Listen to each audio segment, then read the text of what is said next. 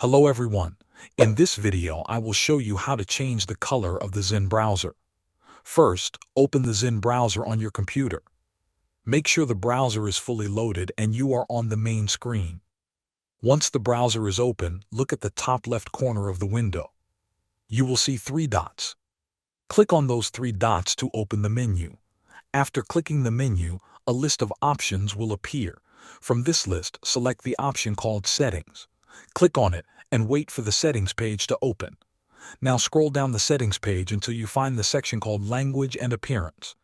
This section controls how the browser looks and feels. In this area, you will see options for themes. You can choose between light or dark theme if you want a basic look. If you want a custom color instead, look for the option under Contrast Control. Select the Custom option. After selecting Custom, click on the button called Manage Colors.